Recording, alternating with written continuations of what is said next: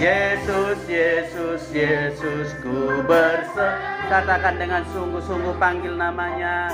Yesus, Yesus, ku panggil nama. Pengabdianku hanya kepadamu. Yesus, Yesus, engkaulah Bapa. Yesus, Yesus, engkaulah Bapakku. Yesus, Yesus, engkaulah Bapakku. Sekali lagi, Yesus, engkaulah Bapakku. Yesus, Yesus, engkaulah Bapakku.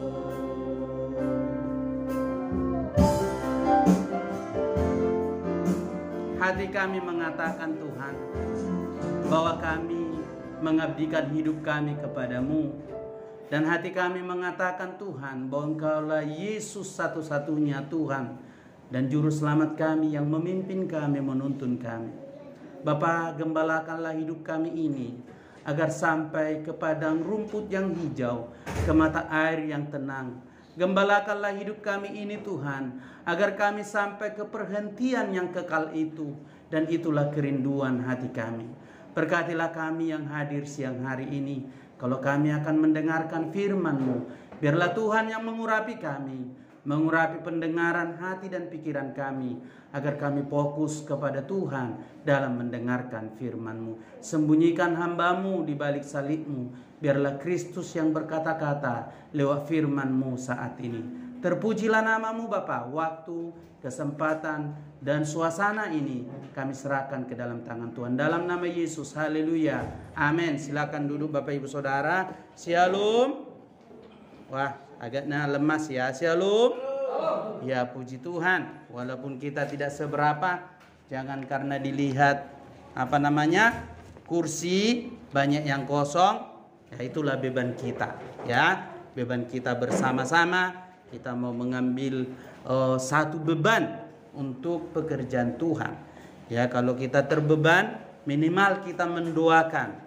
Ya, mendoakan saudara-saudara kita, mendoakan kita saling mendoakan, ya. Dan pekerjaan Tuhan di tempat ini, maka percayalah, di situ akan Tuhan nyatakan bagi kita berkat-berkatnya.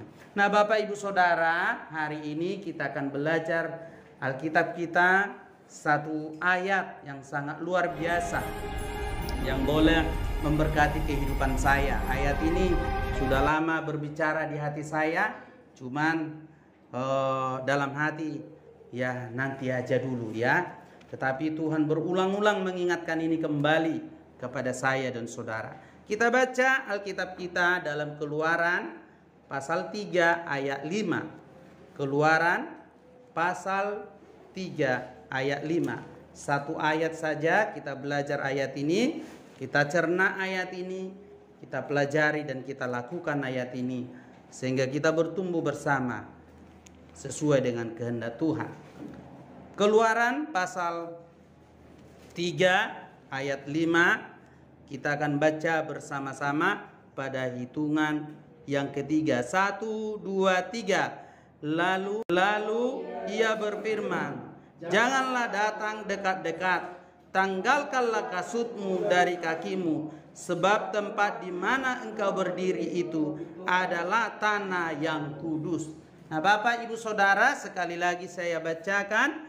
Lalu ia berfirman, janganlah datang dekat-dekat, tanggalkanlah kasutmu dari kakimu, sebab tempat di mana engkau berdiri itu adalah tanah yang kudus. Bapak Ibu Saudara, ayat ini adalah potongan atau sebagian daripada ayat pengutusan Tuhan kepada Musa. Kita tahu bersama Musa ini adalah seorang pemimpin yang menjadi penebus bagi umat Israel. Israel diperbudak kurang lebih 4 abad, Bapak Ibu Saudara.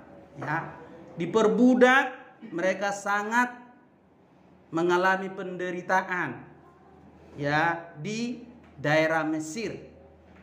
Di dalam benaknya Musa ini mendapatkan pendidikan yang luar biasa. Selama 40 tahun dia belajar di Mesir. Dia boleh dikatakan keturunan bangsawan karena diadopsi oleh Raja Mesir atau putri Firaun. Dia diajar, dididik, dibina. Namun suatu saat dia memiliki kerinduan ketika dia ingin menyelamatkan umatnya dengan pikirannya sendiri. Ketika di dalam Alkitab dikatakan dia sedang berjalan, dia lihatlah seorang Israel atau Ibrani yang berantem, lalu dia tidak terima, dia tidak terima orang Ibrani tersebut dihukum ataupun dipukul, lalu dia berniat untuk membunuh orang Mesir. Ketika dia dibunuh, lalu ketahuanlah kepada Firaun, dan itulah yang membuat dia melarikan diri sampai ke Midian. Dan Bapak Ibu Saudara, di sana dia di rumah mertuanya Yitro. Dia di sana mengembalakan selama 40 tahun. Ini adalah prosesnya Tuhan untuk menjadikan dia menjadi pemimpin. Nah, Bapak Ibu Saudara, di dalam ayat ini dikatakan seperti biasa Musa ini melakukan kegiatannya. Hari demi hari dia sudah terbiasa di situ. Dia sudah biasa membawa dombanya itu ke taman tersebut. Tapi suatu ketika dikatakan dia mendapatkan penglihatan. Ini adalah merupakan panggilan Musa, panggilan Allah yang diberikan Tuhan kepada Musa. Di dalam penglihatannya itu dia melihat bahwa semak belukar itu terbakar. Tetapi anehnya dia atau semak-semak itu tidak terbakar. Dia melihat api sedang membakar semak duri itu atau semak-semak itu. Rumput-rumput dia ingin melihat. Dia ingin memeriksa.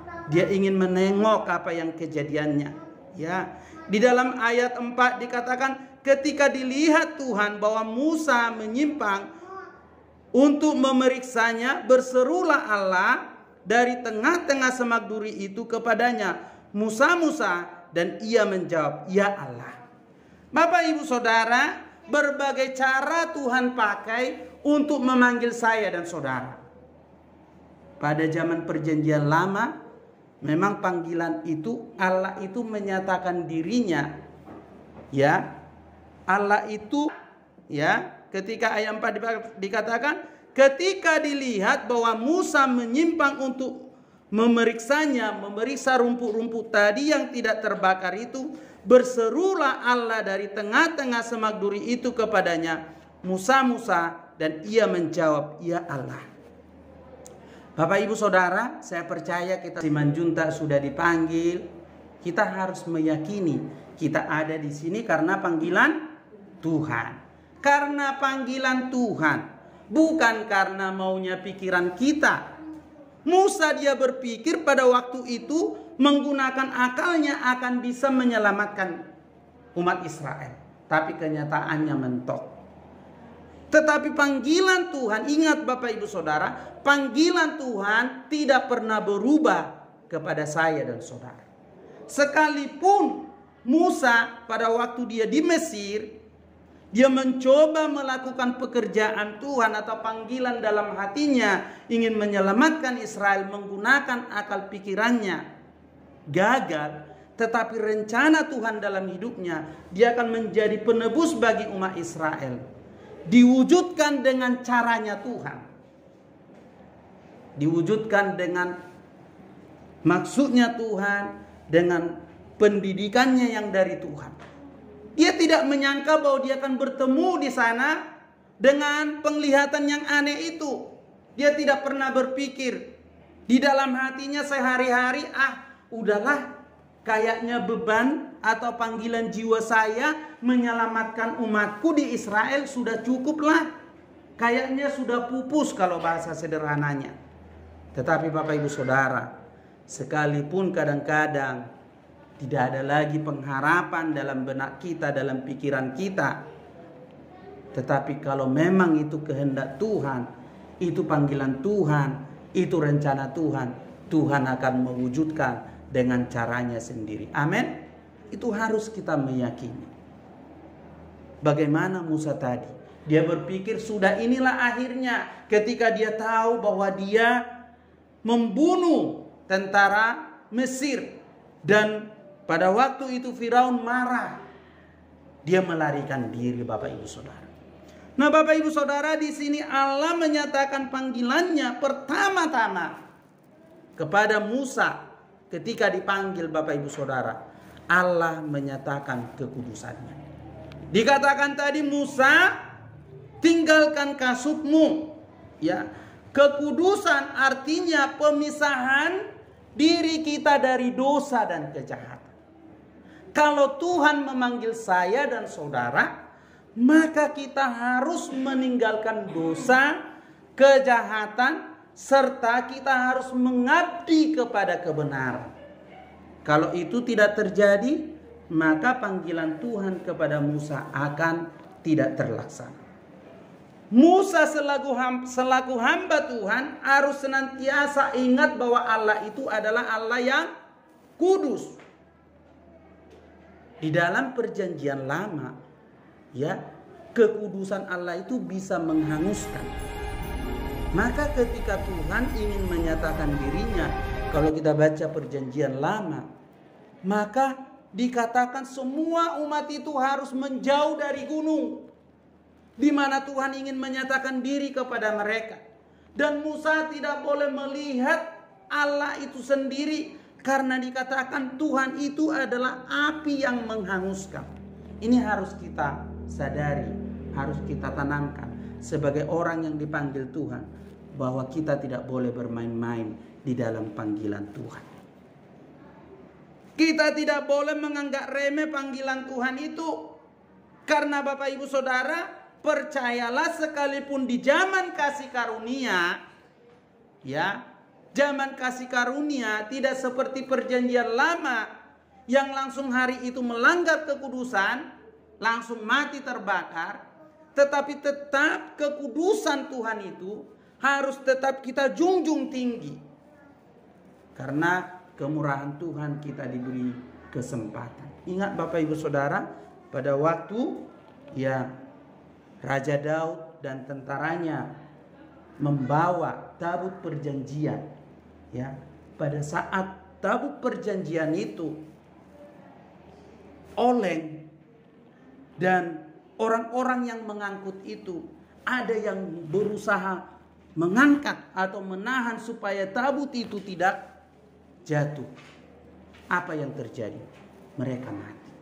Ini menggambarkan kekudusan. Kita tidak boleh bermain-main di dalam panggilannya Tuhan. Kita tidak boleh bermain-main. Kalau Tuhan sudah memanggil saya dan saudara, maka di dalam ayat ini dikatakan, tanggalkan kasutmu. Tanggalkan kasutmu. Tuhan mengatakan kepada Musa, janganlah datang dekat-dekat, tanggalkanlah kasutmu dari kakimu. Kadang-kadang kita menganggap, ya, Tuhan sudah memanggil kita, berarti kita berusahalah berlari, atau kita berusaha mendekat kepada Tuhan. Tuhan bukan dia tidak mau Musa itu dekat kepadanya. Tetapi ingat Bapak Ibu Saudara, sesuatu hal yang masih kotor, yang melekat, yang sudah menjadi tabiat kita, membuat Tuhan itu akan tidak berkenan kita temui. Inilah yang menyebabkan Musa dikatakan tanggalkan kasutmu. Tuhan mau kita rindu, kita berfellowship, berkomunikasi dekat dengan Dia.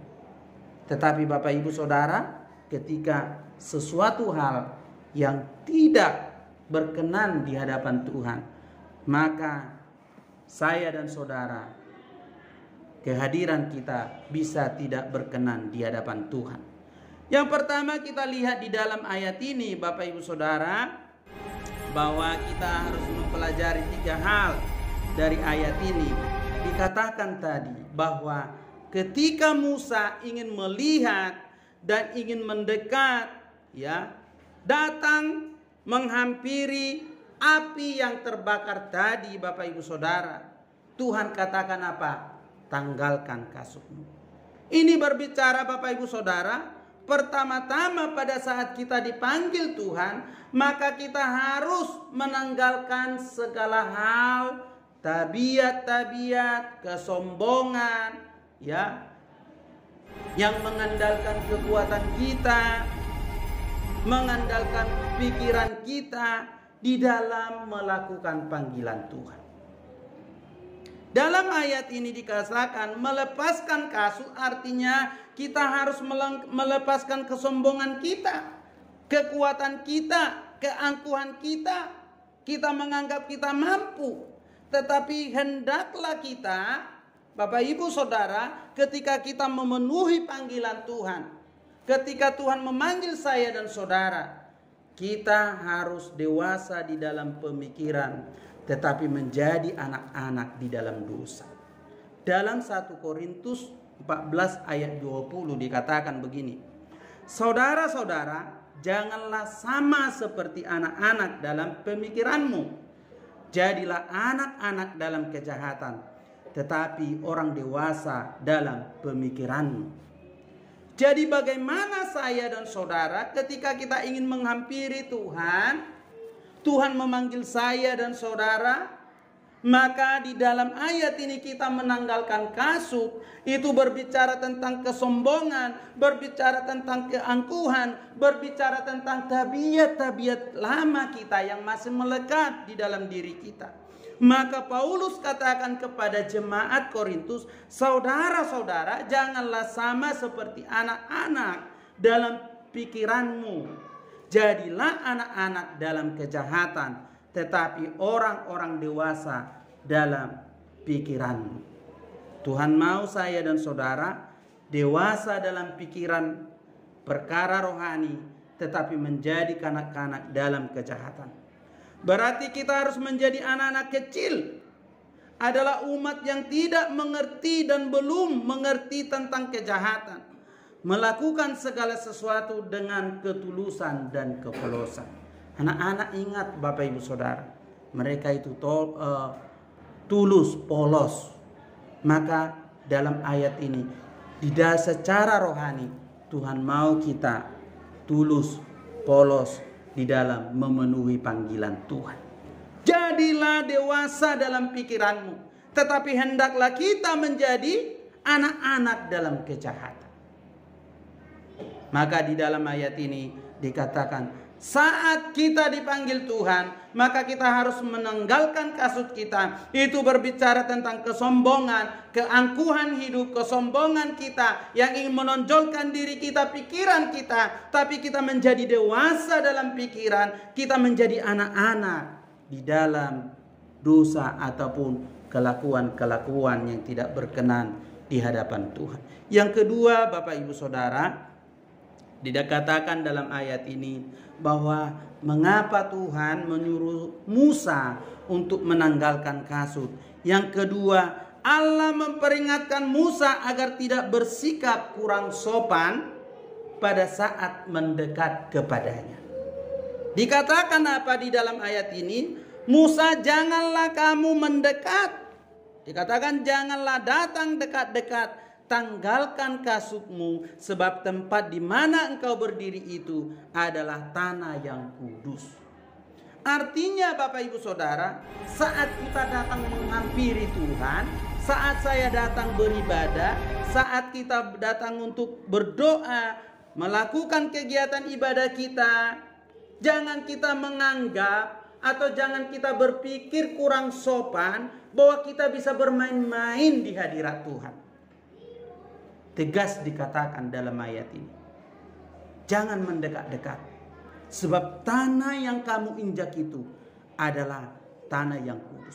Ini berbicara tentang kehadiran Tuhan. Artinya dimanapun saya dan saudara, kita harus selalu memberikan hormat kemuliaan bagi Tuhan.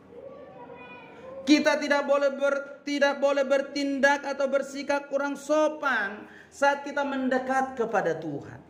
Saat kita berdoa, saat kita beribadah, saat kita Bapak Ibu Saudara melakukan pelayanan kita. Karena apa Bapak Ibu Saudara? Di mana kita berada, di situ Tuhan hadir. Karena Tuhan itu adalah Allah yang maha hadir, maka di dalam 1 Timotius 6 ayat 16 dikatakan, dialah satu-satunya yang tidak takluk kepada maut, bersemayam dalam terang yang tak terhampiri. Seorang pun tak pernah melihat dia, dan memang manusia tidak dapat melihat dia. Baginya lah hormat dan kuasa yang kekal. Amin. Artinya Bapak Ibu Saudara, yang perlu kita perhatikan saat kita beribadah, sejauh mana sikap hati hormat kita kepada Tuhan. Sejauh mana sikap hati penundukan diri kita. Kita yakin percaya di dalam Alkitab dikatakan 2-3 orang berkumpul dalam namaku, aku hadir. Artinya walaupun persekutuan kita kecil, atau mungkin kita bernyanyi pada saat kita memuji Tuhan sendiri, percayalah, yakinilah bahwa Tuhan hadir di situ. Maka jagalah sikap kita, maka kita jagalah hidup kita, jagalah penghormatan kita kepada Dia. Karena ketika kita mengundang Dia, Dia hadir. Maka di dalam ayat ini Musa melarang, Tuhan melarang Musa agar tidak bersikap kurang sopan ketika dia mendekat kepada Tuhan. Perasaan ini harus kita jaga, kita tanam, kita rawat bersama-sama. Kadang-kadang saking rohaninya orang, kadang-kadang ya hal-hal yang rohani dibuat menjadi candaan. Kalau kita kembali ke gereja lama, Bapak Ibu Saudara, saya masih ingat itu. Ya, gereja lama dulu. Waktu kami Pentakosta masih kecil, ketika datang ke gereja, kita kan masih kecil tuh, gerejanya bangkunya itu kan dari kayu, ada senderannya, kelihatan gak ada orang. Taunya bapak-bapaknya semua jemaat yang datang udah berlutut duluan di situ sebelum mulai ibadah. Gak ada yang macam-macam. Nilai itu sudah mulai berkurang. Mereka berlutut semua. Kita anak-anak ngapain sih itu? Kayaknya kayak gak ada orang. Padahal mereka sedang berlutut berdoa. Haleluya, haleluya. Itulah saking mereka ya meyakini bahwa di Bagas Joro, di gereja, di tempat itu sangat kudus. Tidak ada yang macam-macam. Ya tahu Bapak Ibu Saudara, tapi itulah pengalaman saya waktu kecil. Di gereja kami waktu masih kecil. Dan tidak itu Bapak Ibu Saudara, kalau kita lihat gereja Tabernakel, mereka begitu ya sampai hari ini. Pada saat pujian penyembahan mereka masih berlutut. Dan waktu saya juga pelayanan di Jawa Timur, namanya kami gereja GSJPDI, Gereja Sidang Jemaat Pentakosta di Indonesia. Semua berlutut, gak peduli mau orang kaya orang apa, berlutut pada saat pujian penyembahan. Kadang-kadang ini sampai kapalan Bapak Ibu Saudara. Itulah saking mereka itu, bagaimana mereka memberikan rasa hormat kepada hadirat Tuhan. Dan ini mudah-mudahan kita tetap jaga. Walaupun kita tidak harus berlutut ya, karena mungkin ya zaman sekarang sudah tidak relevan, karena mungkin fashion sudah berbeda dan lain sebagainya atau apapun. Tetapi sikap rasa hormat dalam hati kita itu harus selalu kita jaga, kita tunjukkan. Bapak Ibu Saudara, perhatikanlah, kita perlu menghampiri Allah dengan langkah yang hikmat disertai dengan persiapan hati. Meskipun latihan tubuh jasmani memang sedikit manfaatnya, namun kita juga harus memuliakan Allah dengan tubuh kita dan mengutarakan rasa hormat kita yang keluar dari hati, perilaku yang sungguh-sungguh dan penuh hormat dalam menyembah Allah. Maka kata proskuneo itu, kalau dari bahasa aslinya itu adalah mencium atau berlutut. Maka kalau gereja atau agama Yahudi, mereka ketika berdoa ini, jidat ini, bibir ini nyampe ke lantai. Itu menggambarkan rasa hormat. Karena di dalam kasih karunia kadang-kadang orang kebablasan. Sampai tidak tahu batas. Tapi di dalam ayat ini kita diingatkan kembali rasa hormat kita ketika memuliakan Tuhan harus kita jaga. Rasa hormat kita itu harus tetap, kesungguhan hati kita, sikap pola hidup kita ketika kita datang kepada Tuhan harus kita tunjukkan. Dengan hati-hati kita perlu menghindarkan sikap yang seenaknya, kasar, dan tidak pantas untuk beribadah. Ini perlu Bapak Ibu Saudara kita tanamkan. Walaupun gereja kita ini masih kecil. Ya, buat apa? Kalaupun kita banyak tapi rasa hormat kita dalam beribadah, pengagungan kita kepada Tuhan, kita tidak jaga. Karena disitulah kita akan dilihat orang. Oh, ternyata orang Kristen ketika mereka beribadah, mereka sungguh-sungguh. Kalau ada rasa hormat, maka itu biasanya akan ditunjukkan dengan sikap, tindakan, dan perbuatan. Maka di dalam kekristenan tidak ada satu patokan untuk ibadah kayaknya harus begini, enggak. Karena diri sendiri itu akan mengajari kepantasan pada saat kita datang ke hadirat Tuhan. Roh Kudus itu akan mengingatkan bagaimana kita bersikap dalam ibadah, bagaimana kita pada saat kita memuliakan nama Tuhan. Yang terakhir Bapak Ibu Saudara, ketika Tuhan tanggalkan kasutmu, dikatakan kepada Musa. Kenapa Bapak Ibu Saudara? Karena Allah memerintahkan Musa untuk menanggalkan kasutnya, karena kasut itu adalah penghalang bagi saya dan saudara untuk bisa masuk menikmati hadirat Tuhan. Inilah yang menghalangi Musa sehingga dia tidak bisa menginjak tanah tadi. Tanah yang kudus itu ada kasut.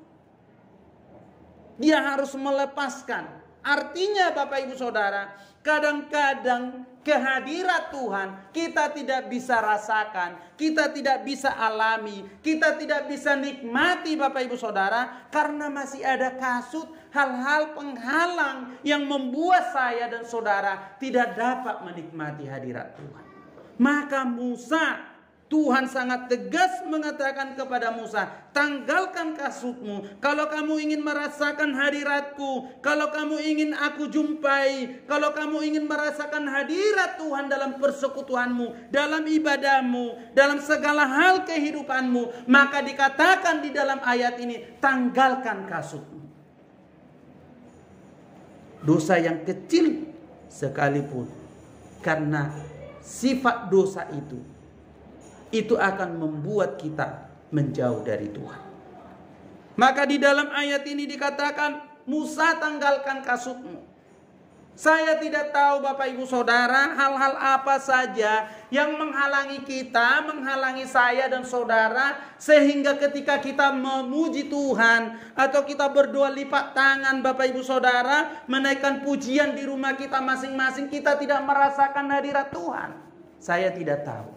Tetapi yang pasti Alkitab katakan, karena kita masih ada kasut yang masih terikat di dalam kaki kita atau dalam hidup kita. Ini adalah hanya gambar atau simbol di mana di dalam ayat ini kasut itu menggambarkan kekotoran. Kasut itu menggambarkan kesombongan. Kasut itu menggambarkan Bapak Ibu Saudara hal-hal yang tidak baik, yang tidak berkenan di hadapan Tuhan. Apakah saya dan saudara dalam persekutuan pribadi kita merasakan hadirat Tuhan? Atau sama saja karena sudah biasa? Tetapi Bapak Ibu Saudara, di dalam Mazmur 24 ayat 3 sampai dengan ayat 5 dikatakan, siapakah yang boleh naik ke atas gunung Tuhan? Siapakah yang boleh berdiri di tempatnya yang kudus? orang yang bersih tangannya dan murni hatinya, yang tidak menyerahkan dirinya kepada penipuan, yang tidak bersumpah palsu.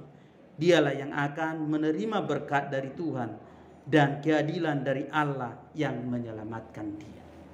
Artinya kalau kita mau datang hadirat Tuhan, kita bersama-sama belajar untuk menyucikan hati kita, meninggalkan segala kasut-kasut yang menghalangi saya dan saudara untuk masuk dalam hadirat Tuhan. Ketika Bapak Ibu Saudara kita datang ingin menghampiri Dia, tetapi masih ada hal-hal yang melekat, maka itu menjadi penghalang kita untuk boleh masuk dalam hadirat Tuhan. Maka di dalam ayat ini dikatakan, Musa, tinggalkan kasutmu, tanggalkan kasutmu kalau engkau ingin berjumpa dengan aku. Dan apa yang kita lihat Bapak Ibu Saudara di dalam ayat ini? Musa taat. Musa tanggalkan kasutnya.